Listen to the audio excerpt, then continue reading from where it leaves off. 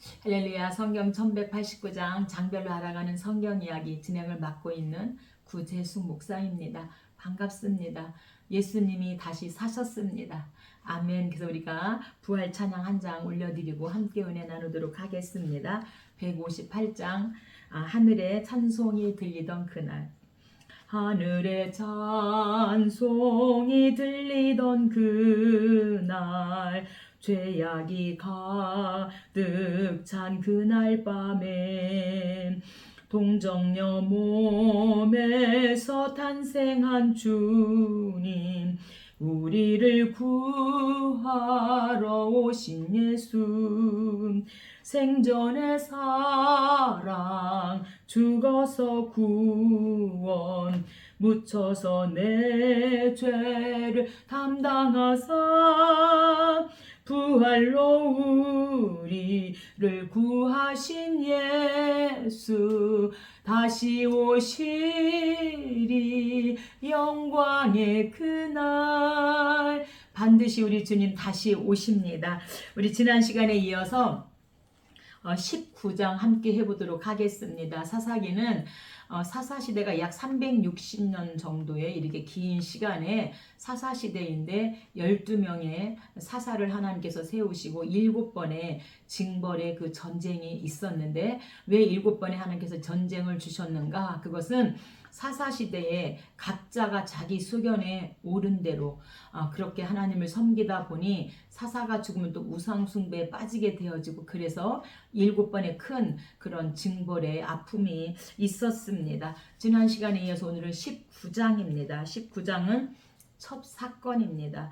한 레위인이 집 나간 애첩을 다시 데려오는 과정에서 기브아의 사악한 자들에 의해 그 애첩을 잃게 되어집니다. 그들은 그 애첩을 밤새 윤간하고 끝내 죽음에 이르게 합니다. 이에 격분한 그 레위인은 첩의 그 시신을 12덩이로 나누어서 이스라엘 그 12지파 각 지에 보내게 되어지고요. 이런 사실은 당시 이스라엘의 도덕적 또한 영적으로 얼마나 부패되었는지 그 상황을 짐작해 볼 수 있습니다. 1절입니다. 성경 가지고 계신 분은 저와 함께 성경을 읽어가면서 함께 은혜 나누면 좋겠습니다. 이스라엘 왕이 없을 그때에 에브라임 산지 구석에 거류하는 레위 사람이 유다 베들레헴에서 첩을 맞이하였더니, 그래서 이 에브라임 산지 구석에 거주하는 레위 사람이 베들레헴에서 첩을 맞이했다. 절대로 레위 사람들은 정말 거룩해야 되는 사람이기 때문에 첩을 맞이해서는 안 되는데 첩을 맞이했다, 이렇게 말씀하고 있습니다. 이 당시에는 심지어 이런 경건한 레위인들도 첩을 얻는 것이 일반적이었음을 말씀하면서 얼마나 도덕적으로 영적으로 타락했는가를 그 실상을 보여주고 있습니다. 2절입니다. 그 첩이 행함하고 남편을 떠나 유다 베들레헴 그의 아버지 집에 돌아가서 넉 달 동안 지내매, 이제 이 첩을 얻었는데 이 첩이 레위인뿐만 아니라 또 다른 곳에 가서 행음하고 남편을 떠나서 아예 이제 친정집으로 돌아가서 넉 달 동안 오지 않고 있다, 이렇게 말씀합니다. 그래서 여기서 그 첩이 또 행음했다는 것은 히브리어로 자나, 그래서 가늠하다라는 의미를 가지고 있고요. 여기서는 창기와 같은 그런 행동을 취했다, 이렇게 지금 말씀하고 있습니다. 그래서 레위 사람들은 제사장 가문인데 이 레위 사람 제사장 가문이 첩을 얻었다는 거, 또 그 첩이 다른 사람과 행음했다라는 것은 얼마나 영적으로 신앙이 타락했고 또한 이들의 생활이 타락하였는가를 보여주고 있습니다. 3절입니다. 그의 남편이 그 여자에게 다정하게 말하고 그를 데려오고자 하여 하인 한 사람과 나귀 2마리를 데리고 그에게로 가매 그 여자의 아버지가 그를 보고 기뻐하니라. 여자의 아버지가 이 사위를 보고 왜 기뻐했는가? 그 첩이 레위인과 별거하는 것은 친정 가문의 불명예스러운 일이었기 때문에 여자의 아버지는 이제 이 레위인과 다시 화합되기를 바라면서 그를 기쁘게 맞아들였다. 이렇게 지금 말씀합니다.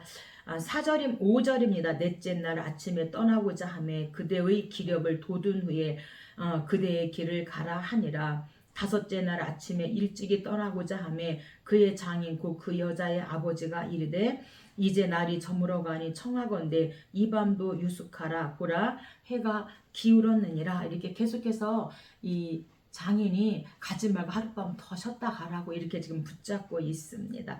10절입니다. 그 사람이 다시 밤을 지내고자 아니하여 일어나서 떠나 여부스 맞은편에 이르렀으니 종이 주인에게 이르되 여부스 사람의 성읍에 들어가서 유숙하십시다 하니 이방 사람의 성읍으로 들어갈 것이 아니니 기브아로 나아가리라 하고 기브아에 가서 유숙하려고 그리로 돌아 들어가서 성읍 넓은 거리에 앉아 있으나 그를 집으로 영접하여 유숙하게 하는 자가 없었더라. 그래서 이 당시 이런 타락상을 보여주고 있지요. 16절입니다. 저녁 때에 한 노인이 밭에서 일하다가 돌아오니 그 사람이 본래 에브라임 산지 사람으로서 기브아에 거류하는 자여 베냐민 자손이더라. 나는 그곳 사람으로서 유대 베들레헴에 갔다가 이제 여호와의 집으로 가는 중인데 나를 자기 집으로 영접하는 사람이 없나이다. 그래서 이 레위인이 여호와의 집으로 가는 중입니다. 그런데 나를 영접하는 사람이 없습니다. 그래서 이 여호와의 집은요, 레위인은 실로를 의중에 두고 이렇게 말하였을 것으로 생각합니다. 그는 이곳에 실로에 와서 그와 그의 첩을 위해 감사제와 속죄제를 드리려고 했던 게 아닌가 이렇게 생각해 봅니다. 21절입니다. 그를 데리고 자기 집에 들어가서 나귀에게 먹이니 그들이 발을 씻고 먹고 마시니라.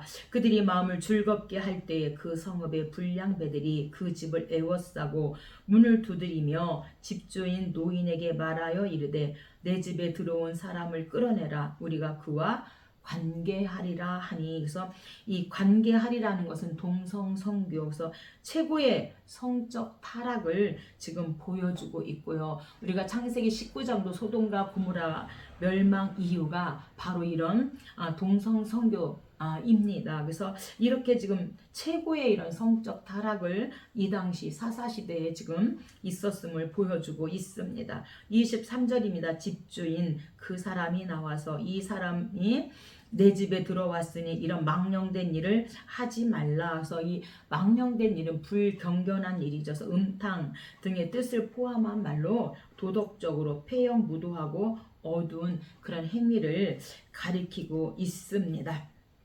24절입니다. 보라 여기 내 처녀딸과 이 사람의 첩이 있은즉 너희 눈에 좋은 대로 행하되 오직 이 사람에게는 이런 망령된 일을 행하지 말라 하나 무리가 듣지 아니하므로 그 사람이 자기 첩을 붙잡아 그들에게 밖으로 끌어내매 밤새도록 그 여자를 능욕하고 새벽 미명에 놓은지라. 그 여인의 집 문에 엎드려져 있고 그의 시체를 나귀에 싣고 행하여 자기 곳에 돌아가서 29절 자기 첩의 시체를 거두어 그 마디를 찍어 12덩이로 나누고 그것을 이스라엘 사방에 두루 보내매. 지금 이 레위인이 그 자기 아내의 시신을 12덩이로 지금 마디를 찍어서 12지파에 보냈다. 이렇게 한 것은 이스라엘의 도덕적 그런 무감각을 일깨울 뿐만 아니라 각 지파 사람들이 모두 모인 자리에서 악행한 자들을 처벌하도록 하기 위해서입니다. 패역함의 정도가 극에 달했음을 보여주고 있는 현실입니다.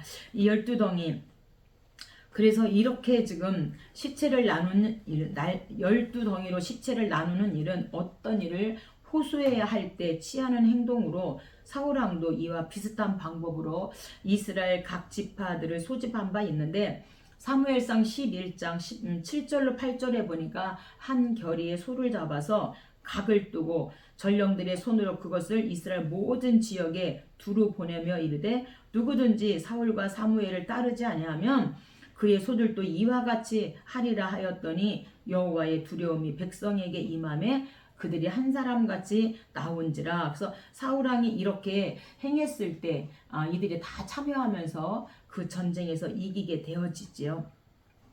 20장입니다. 20장은 이 첩사건으로 인하여서 전쟁이 일어나게 되어지는 전쟁입니다. 애첩 사건으로 베냐민 지파와 다른 지파들 간의 전쟁이 벌어집니다. 모든 이스라엘 자손은 먼저 사건의 경위를 듣고 평화적 해결을 위해 범죄자를 내어주도록 베냐민 지파에게 부탁하지만 거절당합니다. 그리하여 동족 상잔이 시작되었고 3번에 걸친 전투 끝에 마침내 마지막 전투에서 베냐민 지파는 처절한 그런 사륙을 당하게 되어집니다.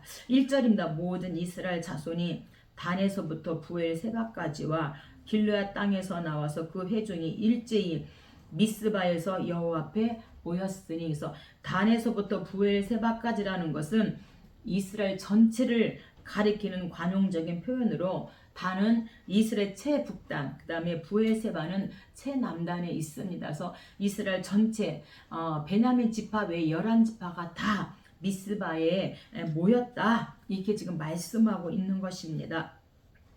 12절입니다. 이스라엘 지파들이 베냐민 온 지파의 사람을 보내어 이르기를 너희 중에서 생긴 이 악행이 어찌 됨이냐. 그런즉 기브아 사람들 곧 그 불량 배들을 우리에게 넘겨주어서 우리가 그들을 죽여 악을 제거하여 버리게 하라 하나 베냐민 자손이 그들의 형제 이스라엘 자손의 말을 듣지 아니하고 도리어 성읍들로부터 기브아에 모이고 나가서 이스라엘 자손과 싸우고자 하니라. 베냐민 지파의 큰 잘못이죠. 악행에 가담한 사람들만 내어 주었으면 이런 전쟁이 일어나지도 않았었을 텐데 이들이 그 말을 듣지 아니하였다. 그것은 창세기 49장 27절에 보면 야곱이 12아들을 이제 축복하게 되어지죠. 그때 이 베냐민 지파를 물어뜯는 일이다, 이렇게 말씀합니다. 그래서 악한 행위를 비유한 것으로 결국에는 이제 이 베냐민 지파가 그렇게 물어뜯는 일이가 그 예언대로 되어졌음을 말씀해주고 있습니다. 48절입니다. 이스라엘 사람이 베냐민 자손에게로 돌아와서 온 성읍과 가축과 만나는 자를 다 칼날로 치고 닥치는 성읍은 모두 불살랐더라. 그래서 베냐민과 11지파가 전쟁을 하게 되어집니다. 이로 인하여서 21장 또 처녀 납치가 시작되어집니다. 이스라엘 자손은 베냐민 지파를 철저히 도륙합니다. 더욱이 자기 딸들을 베냐민 지파에 시집 보내지 않기로 성급하게 맹세를 하죠. 반드시 이 맹세는 지켜야만 하는 것이죠. 그 결과 이스라엘 12지파 중 한 지파가 사라질, 베냐민 지파가 사라질 위기에 처하게 되었습니다. 후에 이를 후회한 이스라엘은 베냐민 지파를 위한 여자를 구하기 위해 또 다른 살상과 이런 납치극을 벌여해서 바로 처녀 납치입니다. 1절입니다. 이스라엘 사람들이 미스바에서 맹세하여 우리 중에 누구든지 딸을 베냐민 사람에게 아내로 주지 아니하리라 하였더라. 그래서 미스바에 있는 모든 11지파는 베냐민에게 딸을 주지 말자, 이렇게 이들이 이제 맹세를 하게 되어진 거죠. 2절입니다. 백성이 베델에 이르러 거기서 저녁까지 하나님 앞에 앉아서 큰 소리로 울며, 그래서 큰 소리로 울었다는 것은 이것은 자기의 형제를 가혹하게 벌한 데 대한 참회의 눈물입니다. 12지파는 선택받은 하나님의 백성이라는 관점에서 볼 때 어느 한 지파라도 없어서는 안 될 중요한 존재이기 때문에 그때 우리가 너무 성급했구나, 이것을 이들이 깨닫고 하나님 앞에서 큰 소리로 울면서 회개했다 말씀합니다. 14절입니다. 그때에 베냐민이 돌아온지라 이에 이스라엘 사람이 야베스 길르앗 여자들 중에서 살려둔 여자들을 그들에게 주었으나 아직도 부족한지라. 그래서 베냐민이 돌아왔다, 이제 회개하고 돌아왔다는 거죠. 베냐민은 이스라엘이 그들을 위해서 400명의 아내를 데려온 것을 보고 화해를 시도하는 이런 이스라엘 자손들의 진지한 그 노력을 확인할 수 있습니다. 그러나 그들에게는 아직도 400명의 아내를 주었음에도 불구하고 200명의 아내가 부족하기 때문에 이스라엘이 이 일에 대하여 크게 후회하고 슬퍼하며 책임의식을 느끼게 되어지고 이제 처녀를 어떤 방법으로 납치해서 이 베냐민 사람들에게 줄까 이제 이 고민을 하게 되어지는 거죠. 16절 회중의 장로들이 이르되 베냐민 여인이 다 멸절되었으니 이제 그 남은 자들에게 어떻게 하여야 아내를 얻게 할까 하고 세겜으로 올라가는 큰 길 동쪽 실로에 매년 여호와의 명절이 있도다 하고, 그래서 여호와의 명절은 해마다 열리는 이 축제는 이스라엘의 3대 절기 무맥수, 그래서 유칠초, 그래서 유월절, 맥추절, 장막절 3대 절기 중에 하나일 것으로 보고 있습니다. 20절입니다. 베냐민 자손에게 명령하여 이르되 가서 포도원에 숨어 보다가 실로의 여자들이 춤을 추러 나오거든 너희는 포도원에서 나와서 실로의 딸 중에서 각각 하나씩 붙들어 가지고 자기 아내로 삼아 베냐민 땅으로 돌아가라. 그래서 이렇게 지금 처녀 납치하는 방법을 하나님께 맹세했기 때문에 이들이 지금 이렇게 이스라엘 왕이 없었기 때문에 각자 자기의 소견에 옳은 대로 이렇게 이들이 행하는 모습을 볼 수가 있습니다. 이렇게 해서 우리가 사사기 1장부터 21장까지 마쳤는데 이 사사 시대는 왕정 시대보다 더 깁니다.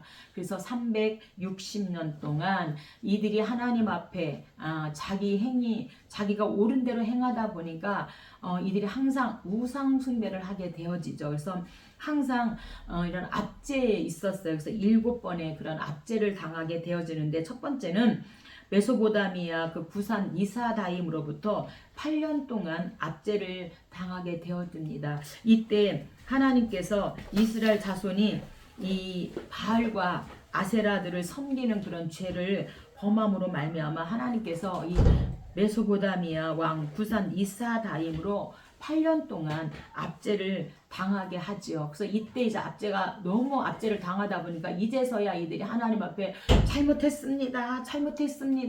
우리가 바알과 아세라에서 돌이켜서 이제 하나님만 섬기겠습니다. 이렇게 회개할 때 하나님께서 온니엘을 이제 사사로 세우게 되어집니다. 그래서 온니엘을 통해서 이제 메소보다로부터 이들을 구원하고 그 땅이 40년 동안 평온하였더라 이렇게 말씀합니다. 그런데 또 온니엘이 죽으니까 또 이스라엘 백성들이 또 어떻게 합니까? 또 하나님 앞에 이들이 또 악을 행했다면서 우상 숭배를 하는 거예요.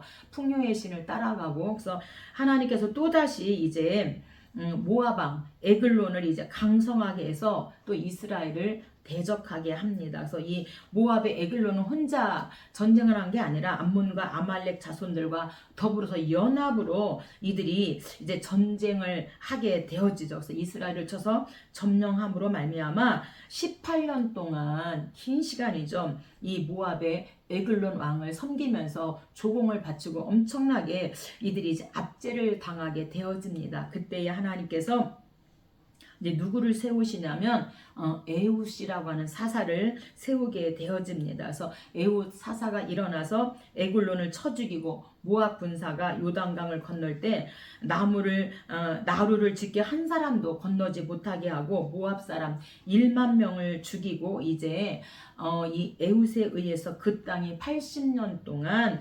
태평하였더라 이렇게 말씀하고 있습니다. 세 번째는요, 블레셋에 또 압제를 당하게 되어지는데 블레셋으로부터 몇 년 동안 압제를 당했다 이런 말씀은 없고, 이때 하나님께서 세우신 사사가 삼갈인데 삼갈을 통해서 또 이스라엘이 몇 년 동안 태평성대를 누렸다 이런 말씀은 없지만 세 번째 사사가 이제 삼갈 사사입니다. 그리고 네 번째는요, 이제 바로 가나안 왕 야빈입니다. 그래서 가나안 왕 야빈에게 20년 동안 자그마치 20년 동안 압제를 당하게 되어질 때 하나님께서 드보라와 이 바락 장군을 세우셔가지고 이제 이스라엘을 구원하게 되어지죠. 그래서 드보라는 이제 여자 사사입니다. 그래서 이제 북쪽 가나안 족속의 시스라가 병정을 많이 모으고 철병거가 구백성이 되므로 이스라엘 온 백성이 이제 크게 두려워할 때 20년 동안 이제 이들로부터 압제를 이제 당하게 되어졌을 때 여선지 드보라가 일어나서 이제 이스라엘 사람 10,000명을 모아가지고 시스라를 대적하고 이제 여선지 사사 드보라를 통해서 그 땅에 40년 동안 평온하였더라 이렇게 말씀합니다. 그런데 항상 이 지도자들이 죽고 나서 또 문제예요. 죽고 나면 또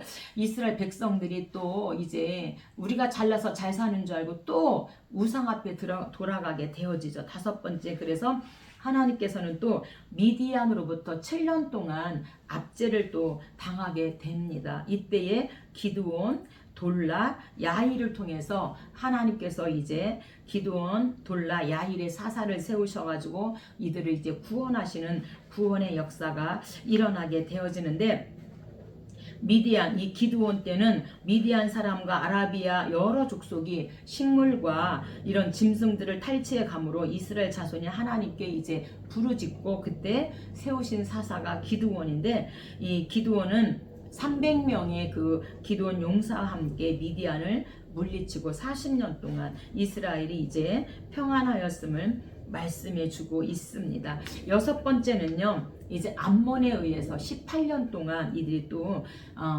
압제를 당하게 되어질 때에 입다, 그 다음에 입산, 엘론, 압돈을 통하여서 하나님께서 이들을 사사로 세우셔서 이스라엘 백성들을 구원하시는 하나님의 이제 구원의 역사를 볼 수가 있는데, 기드온 사사가 죽은 후에 또 50년 동안 백성들이 이제 범죄하고 또 우상 숭배를 이제 하게 되어졌을 때 하나님께서 입다와 그 다음에 입엘압, 입산, 엘론, 압돈을 통하여서 하나님께서 사사를 통하여서 일하십니다. 마지막 7번째는요, 블레셋을 통하여 압제를 당하는데 자그마치 40년 동안 압제를 당하게 되어집니다. 엄청난 긴 시간이죠. 우리나라도 일제로부터 36년 동안 엄청난 압제를 당하면서 그렇게 살았는데, 블레셋 사람들 앞에 40년 동안 압제를 당했을 때 하나님께서 누구를 세우시냐? 바로 삼손 사사를 이제